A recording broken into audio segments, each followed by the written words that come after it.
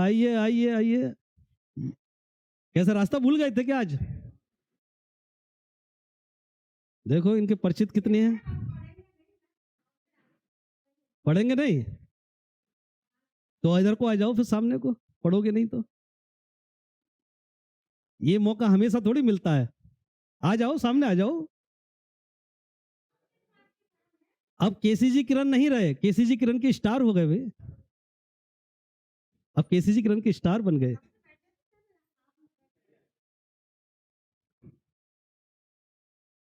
पहचान रहे हो इनको? क्यों पहचान पा रहे हो?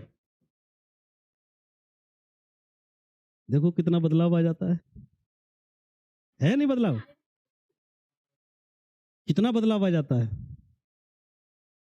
ये होता है नौकरी लेने के बाद, और फिर आप हैं नौकरी से पहले। नौकरी से पहले ये है नौकरी लेने के बाद, और एक होता है नौकरी ना मिलने के बाद, जब उम्र निकल जाती है। एक जरा उसको भी किसी को खड़ा कर लो कहीं अपने पड़ोस में जाके, अगर नौकरी ना मिली, उम्र निकल गई तो क्या होगा? तो वो बहुत बुरी कंडीशन होती है। नौकरी लेने से पहले की ठीक है, अच्छी लग रही है, अभी तो सब कुछ अच्छा लग रहा है, जैसे सब कुछ आसान है। इनसे पूछो कैसे नौकरी ली इन्होंने, पूछ लो, जान लो कुछ कैसे नौकरी ली। जब आए हैं तो फिर कुछ पूछ ही लो ना। लो ये पकड़ो। इतना, ये एक पार्ट। स्पाइनल कॉर्ड ये दूसरा पार्ट है। तीसरा न्यूरॉन या नर्व, ये तीसरा पार्ट है। सिर्फ ये जो गोलेम बन रहा है ये वाला, केवल ये तीसरा पार्ट है। यानी कुल मिलाकर के पूरे नर्वस सिस्टम में 3 पार्ट हो गए। मस्तिष्क को आप अलग कर दीजिए तो जो स्पाइनल कॉर्ड सेकंड और थर्ड, न्यूरॉन या नर्व सेल, बात एक ही है, या न्यूरॉन। तंत्र का कोशिका या तंत्रिका, न्यूरॉन या नर्व, एक ही बात। ये 3 पार्ट होंगे। अब कैसे सूचना हमारे मस्तिष्क से चलती है, वो पूरे शरीर में चलती हुई, और उसके बाद उसका रिपल्सन कैसे आता है दिमाग तक, वो सब पूरा इसके अंदर जाना। 3 पार्ट एकदम क्लियर हो गए।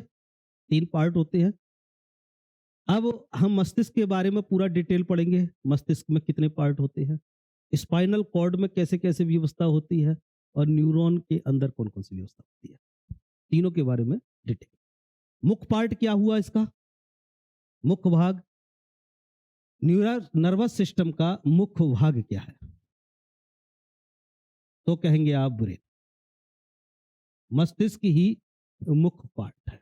और नर्वस सिस्टम की इकाई क्या है, नर्वस सिस्टम की यूनिट क्या है? तो यूनिट कहेंगे आप न्यूरॉन के लिए। न्यूरॉन के लिए तंत्रिका। तंत्र की जो इकाई है, जो सबसे छोटी इकाई है, वो न्यूरॉन है। तमाम सारी न्यूरॉन मिलकर के नर्वस सिस्टम बनाती है। इसी की तरह एक नाम और आएगा, नेफ्रॉन। नेफ्रॉन किसकी इकाई है? नहीं, दिमाग की नहीं है। नेफ्रॉन किसकी इकाई है? वो है हमारे किडनी की इकाई। नेफ्रॉन किडनी से संबंधित है। किडनी के अंदर नेफ्रॉन होती है और नर्वस सिस्टम के अंदर न्यूरॉन होती है। इन दोनों में कंफ्यूजन होता है। तो मुख्य भाग क्या हो गया? ब्रेन हो गया। तो सबसे पहले हम मुख्य भाग ब्रेन को पढ़ लेते हैं, फिर स्पाइनल कॉर्ड को पढ़ेंगे, फिर नर्व सेल को पढ़ेंगे। इसमें कुछ नोट करने को हो तो नोट कर लीजिए। ये चित्र वगैरह ये सब पीडीएफ में देख लेना, पीडीएफ दे देंगे इसको। ये जो लिखने का है वो नोट करते जाइए। मुख्य ब्रेन, मुख्य भाग ब्रेन हो गया। सेकंड पार्ट मेरुरज्जु हो गया, स्पाइनल कॉर्ड जो नीचे को हमारे एक धागा सा जाता है, कसरूक दंड में बताया था ना, वहाँ हड्डियों में एक धागा सा जो जाता है नीचे तक, वो धागा क्या है? वो स्पाइनल कॉर्ड है। और उसके बाद फिर इसमें से तमाम तमाम क्या निकलती हैं? तंत्रिकाएं, तंत्रिका कोशिकाएं निकलती हैं, तंत्रिकाएं निकलती हैं। ये तमाम नर्व्स निकलती हैं दाएं बाएं को। ऐसे ही दिमाग से भी निकलती हैं। जिनको क्रेनियल नर्व्स कहते हैं, इनको क्रेनियल नर्व कहते हैं। और जो स्पाइनल कॉर्ड से निकलती हैं उनको स्पाइनल नर्व कहते हैं। यानी दो तरह की नर्व निकलती हैं, दिमाग से निकलेंगी वो क्रेनियल नर्व होंगी, और जो स्पाइनल कॉर्ड से निकलेंगी वो स्पाइनल कॉर्ड। ये टोटल 31 जोड़ी होती हैं, ये टोटल 12 जोड़ी होती है। पूछ लेता है क्वेश्चन कि क्रेनियल नर्व्स की संख्या कितनी होती है। क्रेनियल नर्व्स की संख्या कितनी होती है? क्रेनियल सी से स्टार्ट होता है, सी का परमाणु क्रमांक कितना होता है? कार्बन का 6 होता है। परमाणु भार कितना होता है? 12। तो सी से 12, 12 याद हो जाएगा। 31 जोड़ी स्पाइनल नर्व्स होती है। स्पाइनल नर्व, ये क्वेश्चन पूछा जाता है, ये भी मुख्य भाग पूछा जाता है, इकाई भी पूछी जाती है। किसको? क्रेनियल को कपाल, कपाल तंत्र का है, कपाल तंत्र का है। स्पाइनल तंत्र का, तंत्र का है, तंत्र का, तंत्र का, तंत्रिका, तंत्रिका है। ये कपाल तंत्र का है।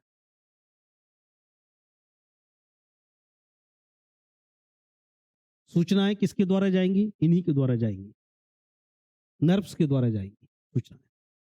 अब इनका एक एक करके ले लेते हैं। पहले मस्तिष्क ले लेते हैं।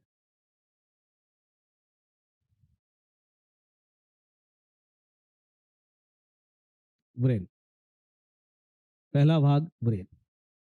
सबसे पहली बात तो ये मुख्य भाग है इसका, नर्वस सिस्टम का, नर्वस सिस्टम का मुख्य भाग है। ब्रेन के भी कितने पार्ट होते हैं? ब्रेन के भी 3 पार्ट होते हैं। ब्रेन के भी 3 पार्ट होते हैं। कौन कौन से 3 पार्ट होते हैं? सबसे पहला होता है अग्र मस्तिष्क,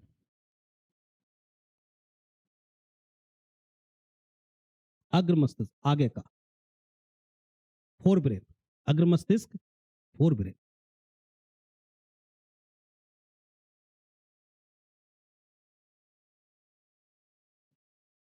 अग्र मस्तिष्क, फोर ब्रेन। दूसरा होता है पश्च मस्तिष्क, पीछे का,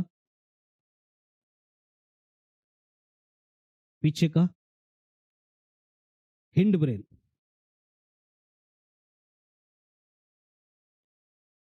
पश्च मस्तिष्क, अग्र मस्तिष्क, और एक होता है तीसरा मध्य मस्तिष्क,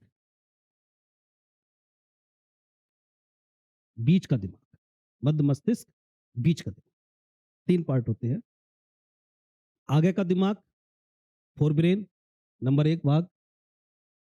पश्च मस्तिष्क, पीछे का दिमाग, पीछे का दिमाग, ये आगे का भाग हो गया।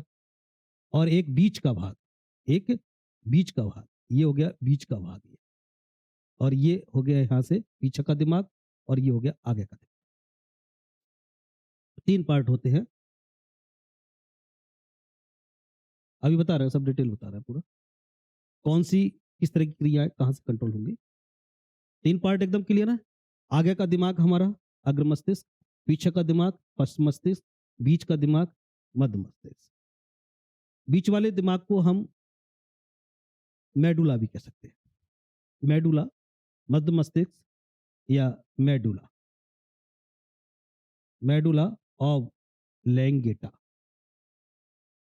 जिसको भेजा कहते हैं कि गोली भेजे में लगी, भेजे में, मध्य मस्तिष्क, मिड ब्रेन में। मिड ब्रेन मतलब यहां पर कान, कान से सटा, कनपट्टी पर गोली लगाई, कनपट्टी पर गोली लगेगी, सीधी मिड ब्रेन में होके जाएगी, भेजे में होके जाकर जाएगी, मेडुला से होकर के जाएगी। तो 3 पार्ट एकदम क्लियर दिखाई दे रहे हैं। आगे का दिमाग अग्र मस्तिष्क, इसका एक नाम और भी है आगे के दिमाग का, सेरिब्रम। इसको सेरिब्रम भी कहते हैं, सेरिब्रम भी कहते हैं इसको। और पीछे वाले दिमाग को सेरिबेलम भी कहते हैं, सेरिबेलम। ध्यान रखिएगा, ये बेलम है, बेलम है, ये बिरम है, ये ध्यान रखना है। बेलन लुढ़केगा, बेलन लुढ़केगा। जैसे शरीर अगर ये गड़बड़ हो जाए तो शरीर लुढ़कने लगेगा, हमारा इधर उधर गिरने लगेगा, मतलब मांसपेशियों पर कंट्रोल नहीं रहेगा। ये क्या करता है, ये मांसपेशियों पर कंट्रोल करता है। इसका काम क्या है, मांसपेशियों पर कंट्रोल करना।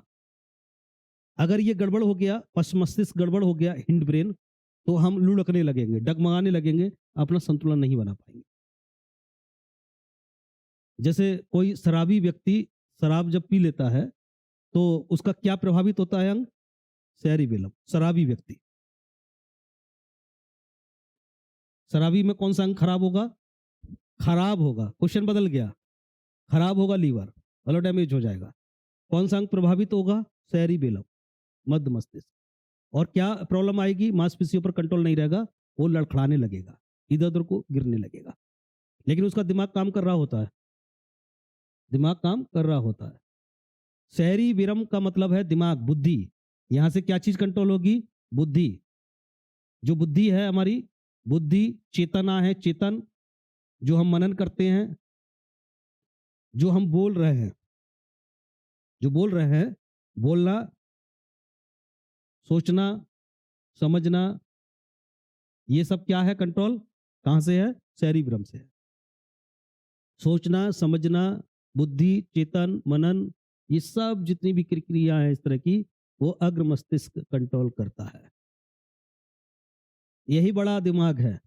छोटा दिमाग, जो नाना पाटेकर वाला छोटा दिमाग कौन सा है, वो ये है, सेरिबेलम है, छोटा दिमाग। देखिए छोटा दिमाग है ना, छोटा है, ये छोटा सा है, ये इतने से ही भाग में है, बाकी में तो आगे फोर ब्रेन है, छोटा सा दिमाग।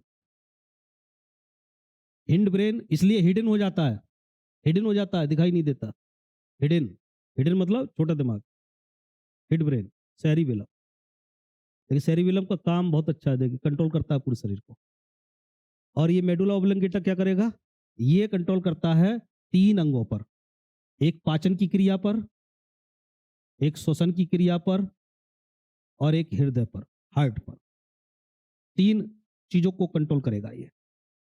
पाचन की क्रिया कंट्रोल करेगा, पूरा पाचन तंत्र, श्वसन तंत्र, रेस्पिरेटरी सिस्टम को पूरा कंट्रोल करेगा, और तीसरा हार्ट, हार्ट की पूरी रिएक्शन को, पूरे सिस्टम को कंट्रोल करेगा।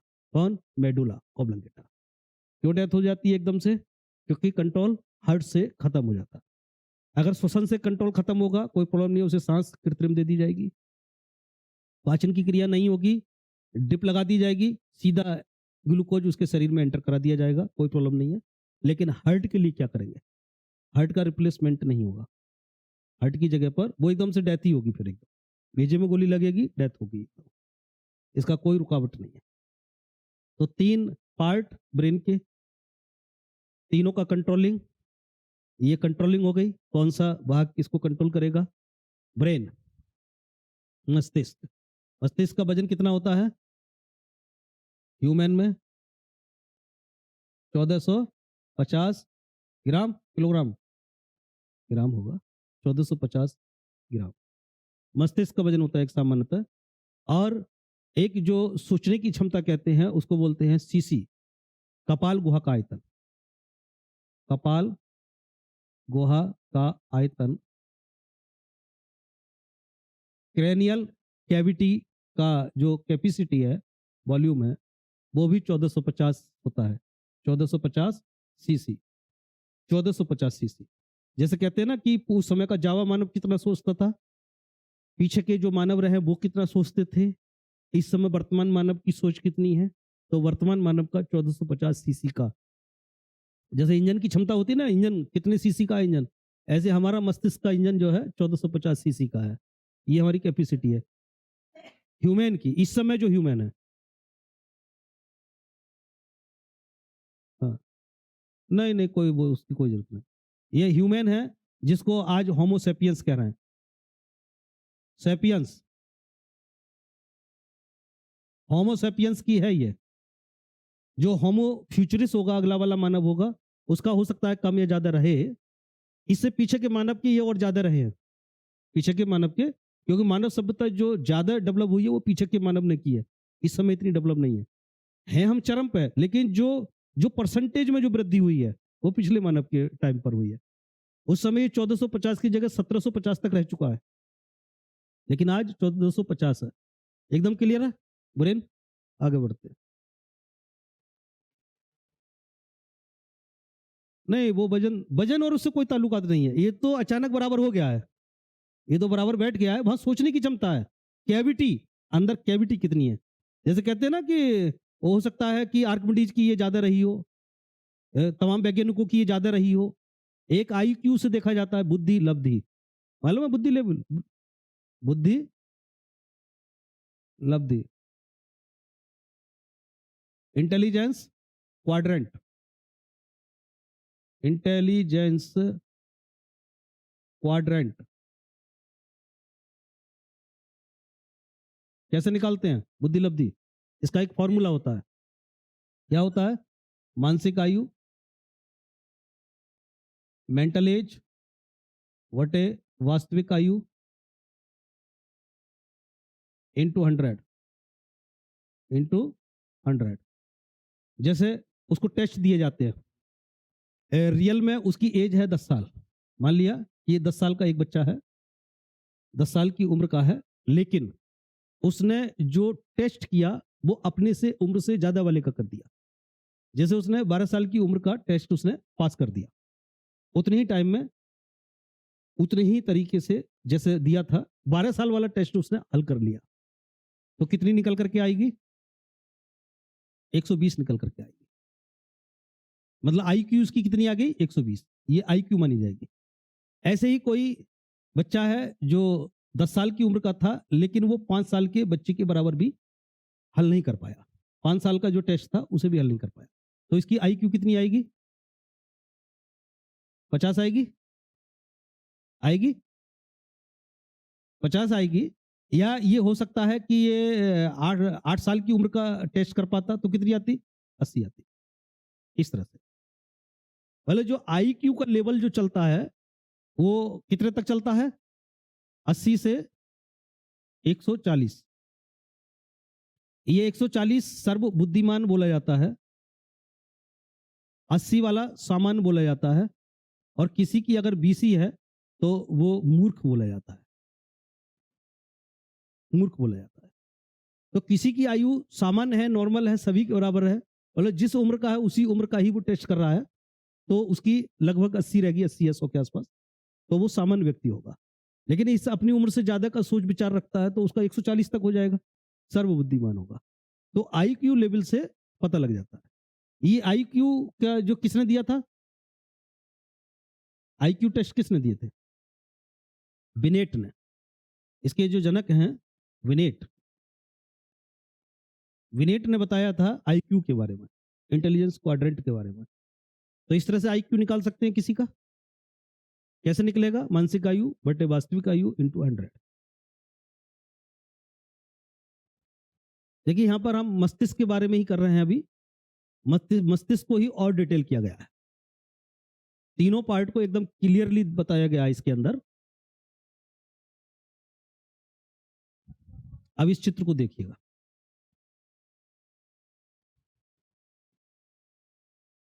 यहां तक क्लियर है? लिख लीजिए अगर कहीं जरूरत पड़ रही है तो लिखने की।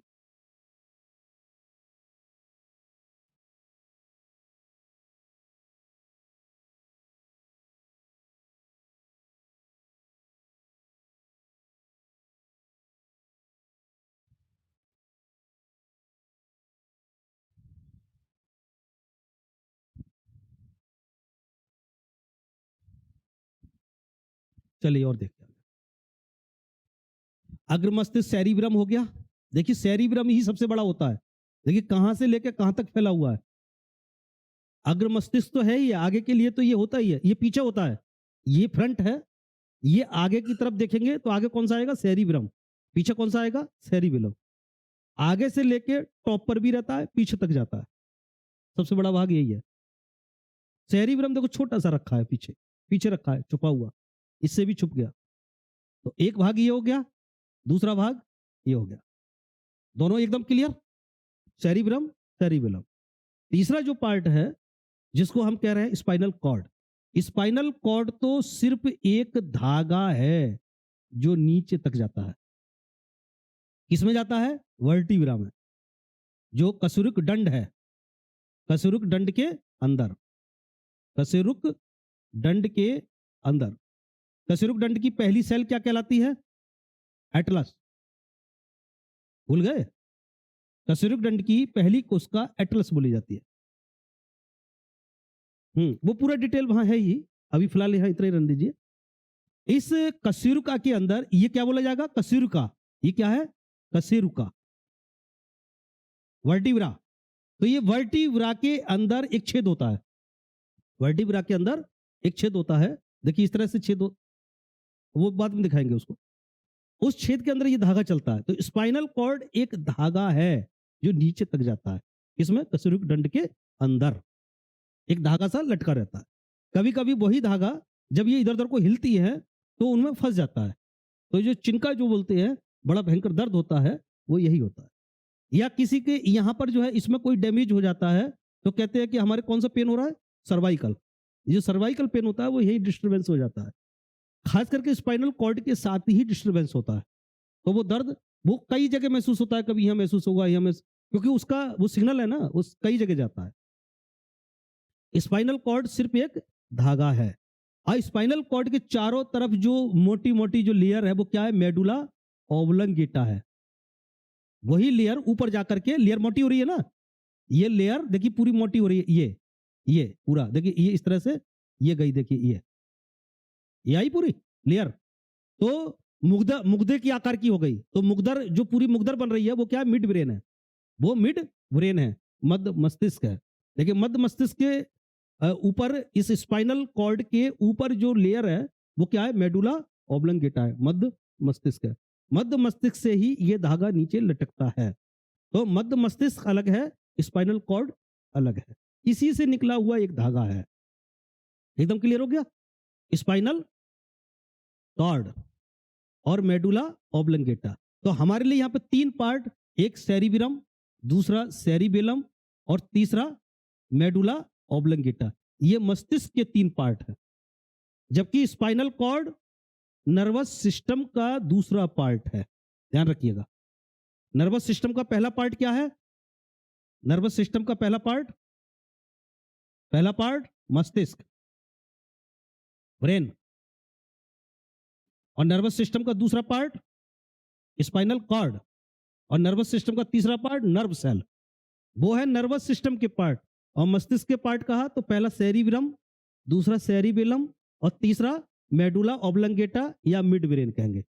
मिड ब्रेन तो ये तो वैसे हो गए कि अग्र मस्तिष्क, पश्चिम मस्तिष्क, मध्य मस्तिष्क ऐसे, लेकिन उनके नाम बोलोगे ना, नाम क्या है? सेरिब्रम, सेरिबेलम और मेडुला ऑब्लंगेटा। एकदम क्लियर?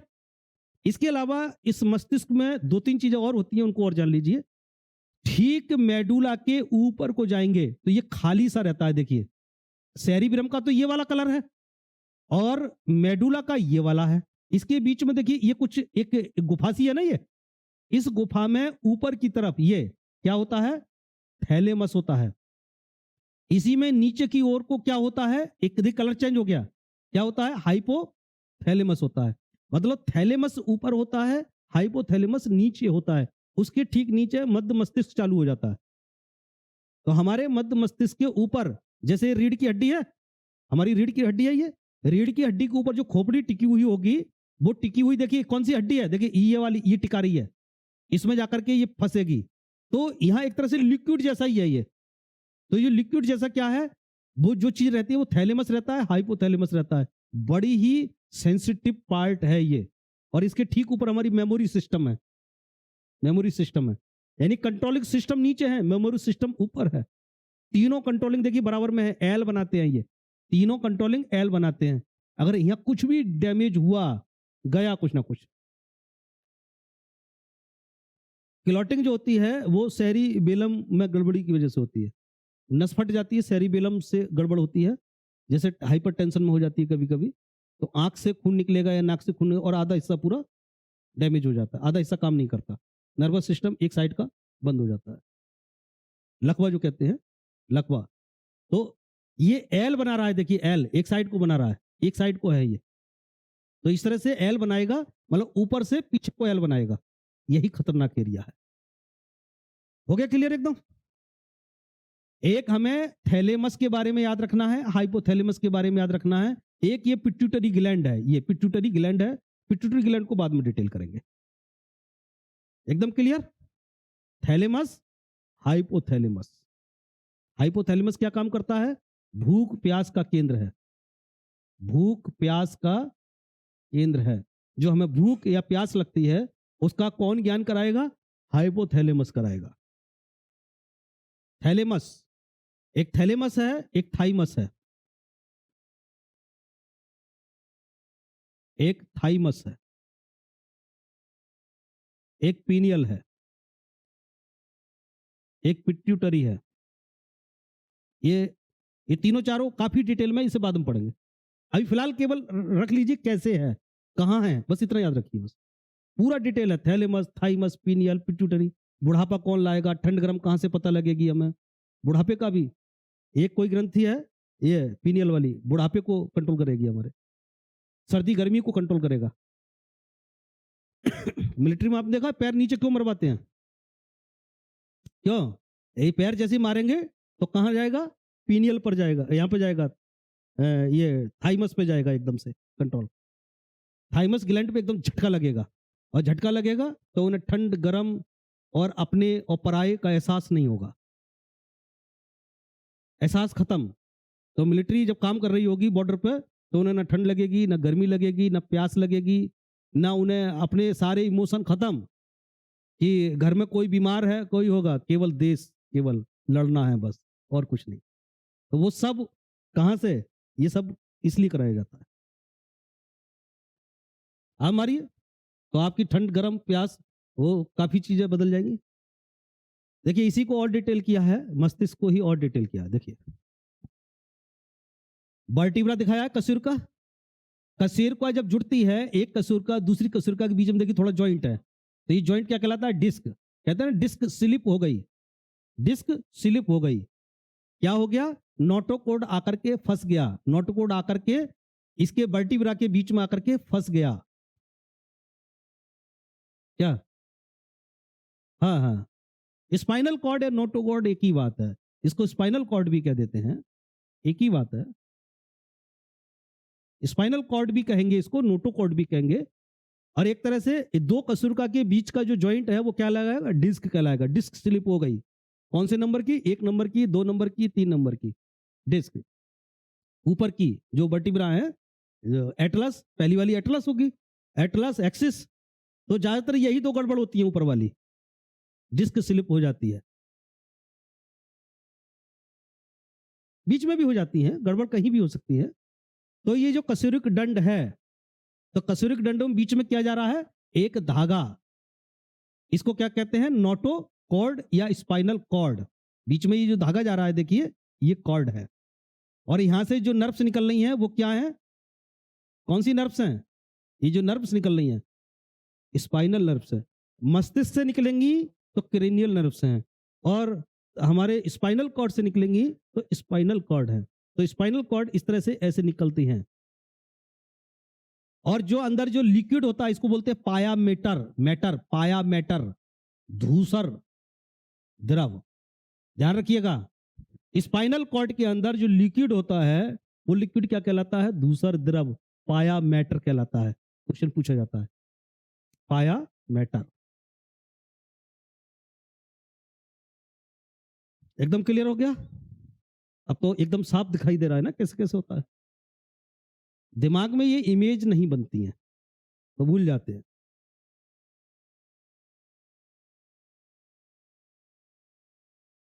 देखिए इसमें चित्र में और क्लियर दिखा दिया, मिड ब्रेन को और एकदम क्लियर दिखा दिया, सेरिब्रम को भी एकदम और क्लियर दिखा दिया, मेडुला को और क्लियर दिखा दिया, मेडुला, मेडुला, पिट्यूटरी ग्लैंड को और क्लियर दिखा दिया। देखिए लटकी हुई है ना पिट्यूटरी ग्लैंड। हाइपोथैलेमस, ये हाइपोथैलेमस दिखा दिया लेकिन इसमें थैलेमस नहीं दिखाया है।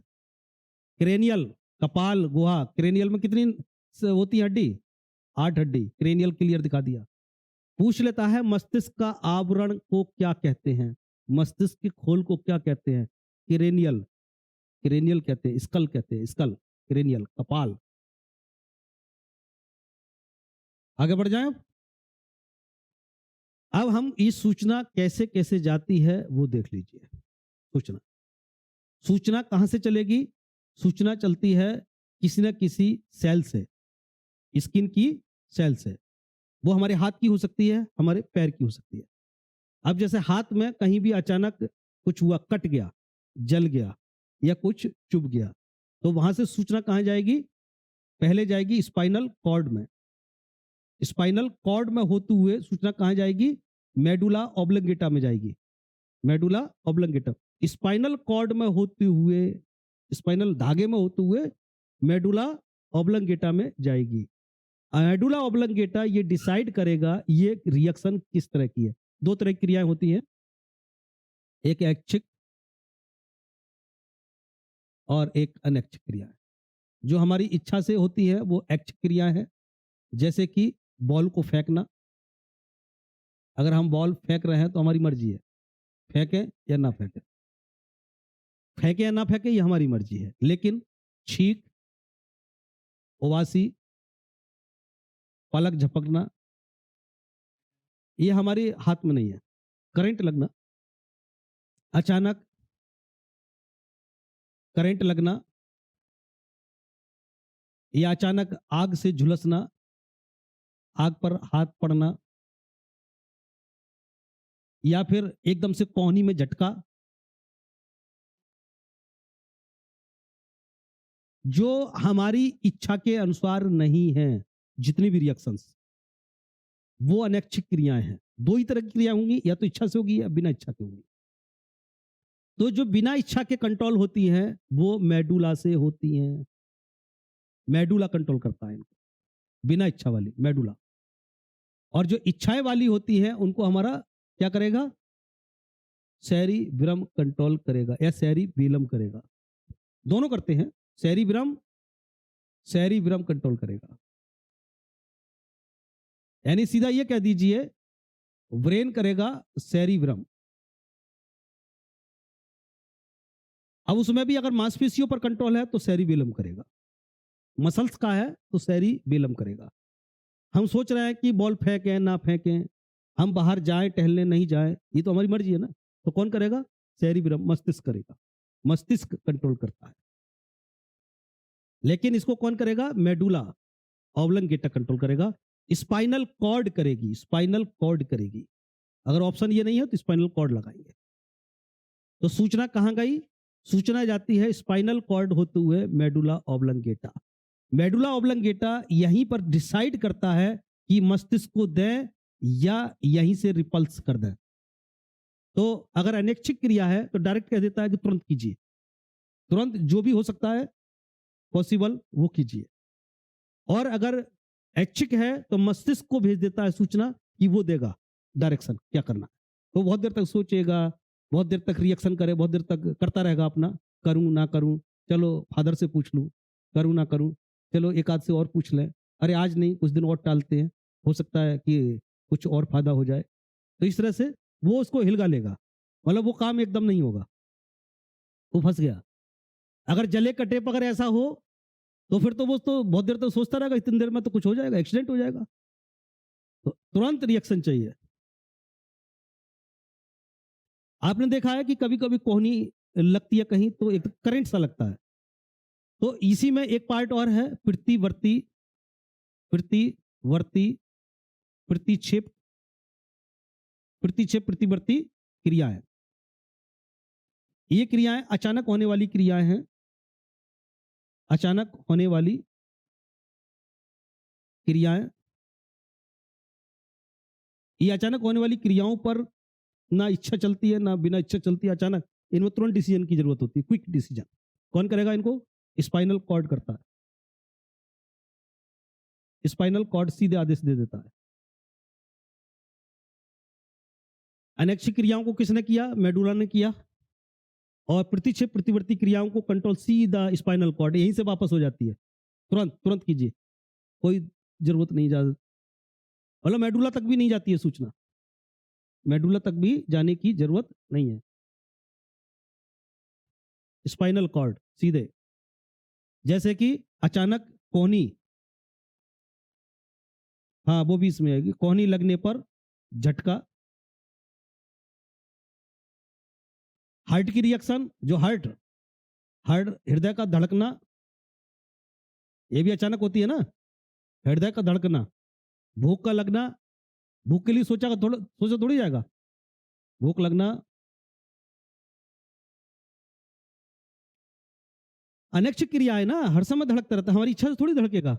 अनैच्छिक क्रिया है, यहाँ अनैच्छिक क्रियाओं की बात है, यहाँ अचानक होने वाली क्रियाएं हैं, ये अलग है, ये इसी का ही एक पार्ट है अनैच्छिक का ही। प्रतिक्षेप प्रतिवर्ती क्रिया है, ये अचानक होने वाली क्रिया है। भूख अचानक थोड़ी लगेगी।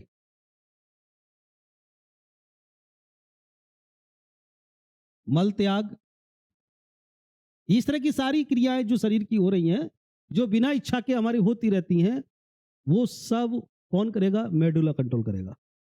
और जो अचानक होने वाली हैं, जैसे कि जलने पर, कांटा लगने पर एकदम से झटका, आगे गड्ढा आने पर एकदम से अचानक ब्रेक लगा देना, अचानक ब्रेक, ये सब क्रियाएं किससे हैं? ये सब प्रतिक्षेप प्रतिवर्ती क्रियाएं हैं। कौन कंट्रोल करता है? स्पाइनल कॉर्ड कंट्रोल करता है।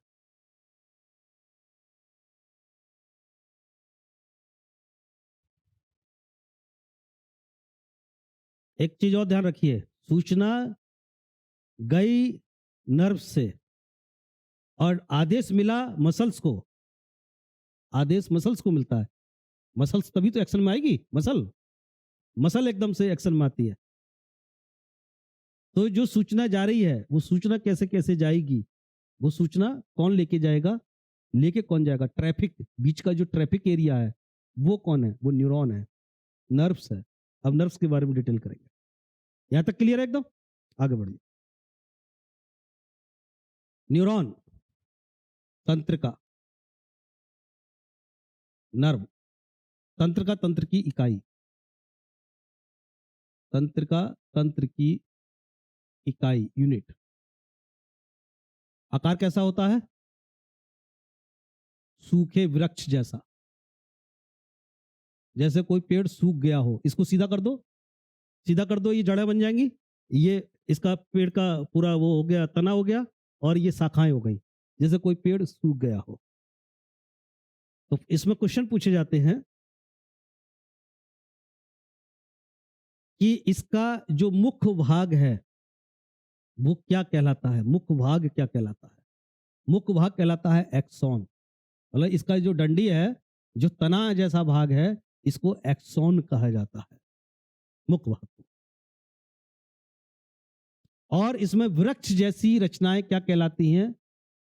वृक्ष जैसी शाखाएं क्या कहलाती हैं? वृक्ष जैसी शाखाएं डेंड्राइट बोली जाती हैं।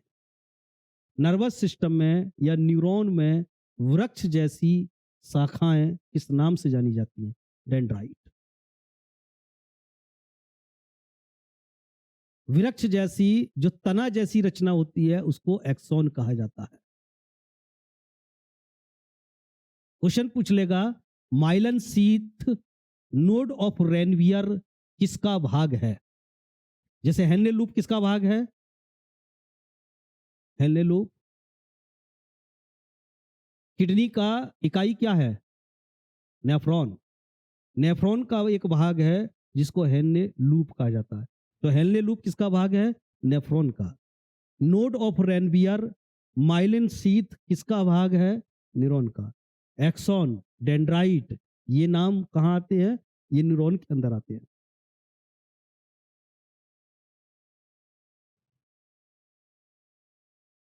ये जो शाखाएं हैं, इन्हीं से सूचना ग्रहण करेगी और सूचना ग्रहण करके आगे को भेजेगी, ट्रांसफर करेगी सूचनाओं को। रचना हो गई, शाखा आकार हो गया सूखे वृक्ष जैसा। क्लियर एकदम? एक न्यूक्लियस भी होता है इसके अंदर। जो द्रव होता है उसको सोमा कहते हैं, इसके द्रव को सोमा कहते हैं। इसका द्रव भी याद कर लीजिए, न्यूरॉन का लिक्विड सोमा कहलाता है, सोमा। न्यूरॉन का जो द्रव है, लिक्विड है, उसको सोमा कहते हैं।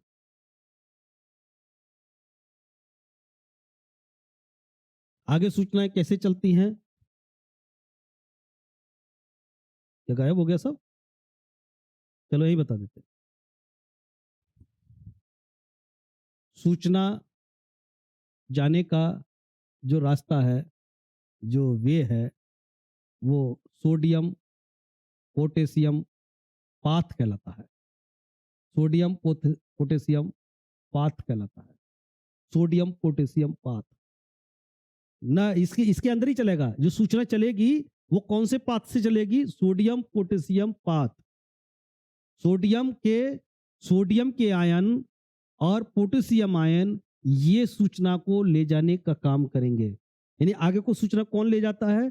Sodium potassium pump. इसको सोडियम पोटेशियम पंप भी कह देते हैं। ये सूचना को एक जगह से दूसरी जगह लेके जाएंगे। सोडियम पोटेशियम पंप या सोडियम पोटेशियम पाथ।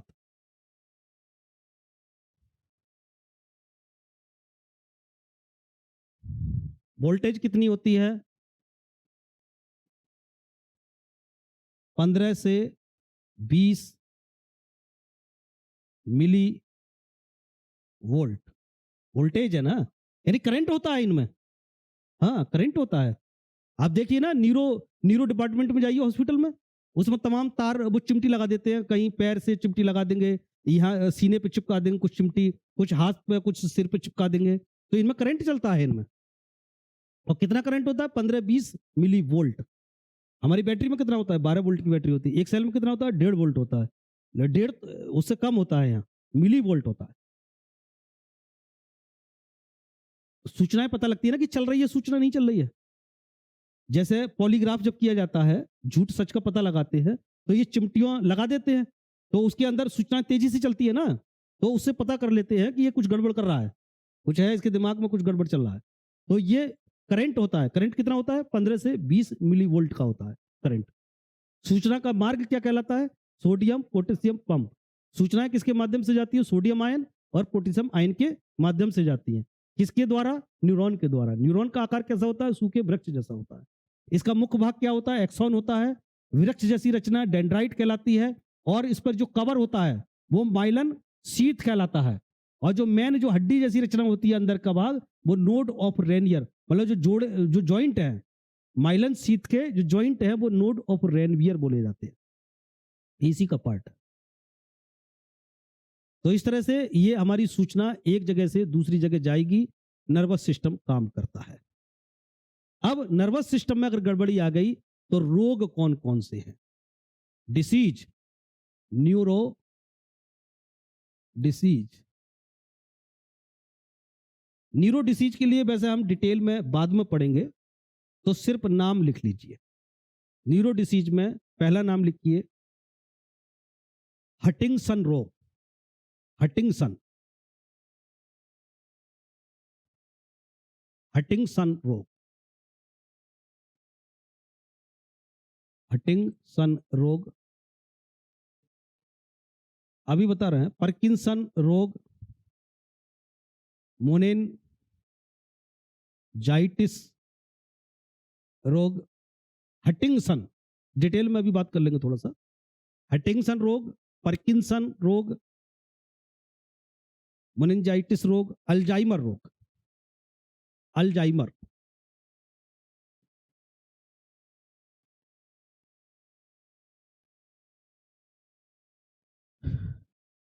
जो मस्तिष्क की झिल्ली होती है, इसमें सूजन आ जाती है।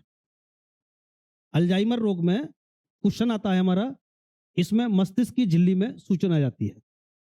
मोनिंजाइटिस बोला जाता है। पार्किंसन में क्या होता है?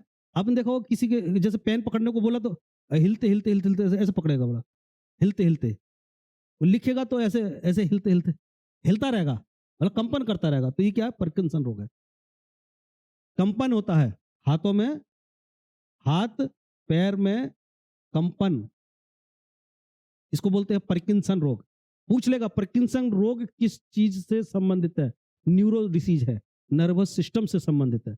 मोनिंजाइटिस रोग नर्वस सिस्टम से संबंधित है, लेकिन नर्वस सिस्टम में भी अगर ज्यादा क्लियर करे तो मस्तिष्क से संबंधित है। मस्तिष्क, ब्रेन। क्योंकि मस्तिष्क की झिल्ली सूज रही है ना, तो बाकी न्यूरो के बाकी पार्ट से, स्पाइनल कॉर्ड से कोई कनेक्शन नहीं है, ना ही नर्व से कोई कनेक्शन है इसका, केवल ब्रेन से कनेक्टेड है ये। और पार्किंसन पूरा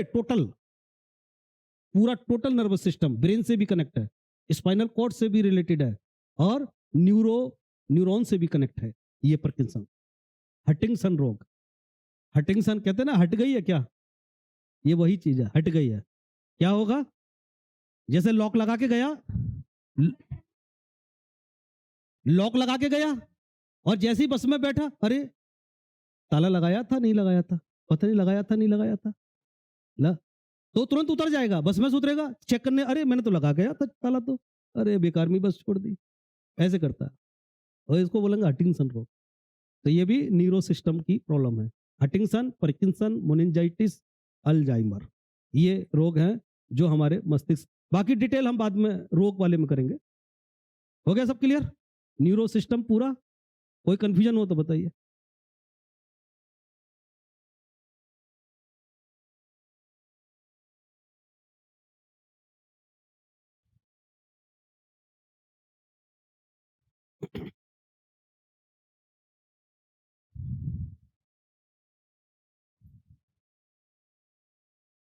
हाइपोथैलेमस लिख लीजिए, लिख लीजिए, बाद में तो पढ़ेंगे ही।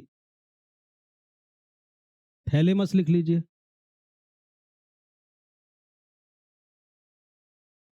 पीनियल लिख लीजिए,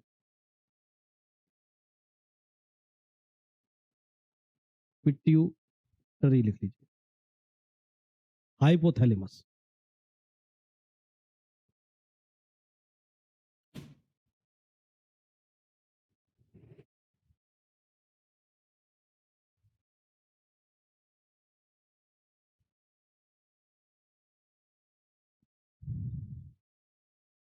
भूख प्यास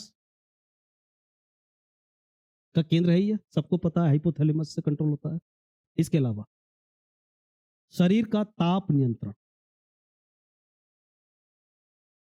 बीपी, ब्लड प्रेशर, हमारा गुस्सा, गुस्सा जो आ रहा है, अरे आइए आइए आइए, कैसे रास्ता भूल गए थे क्या आज, देखो इनके परिचित कितने हैं,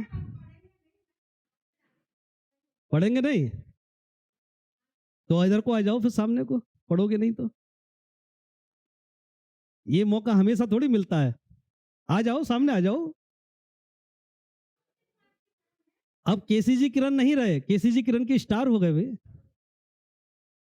अब केसीजी किरण के स्टार बन गए।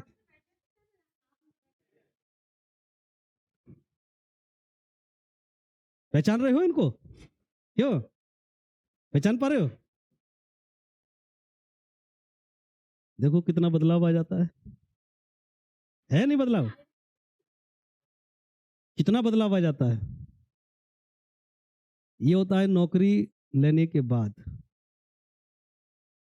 और फिर आप हैं नौकरी से पहले, नौकरी से पहले ये है नौकरी लेने के बाद, और एक होता है नौकरी ना मिलने के बाद, जब उम्र निकल जाती है।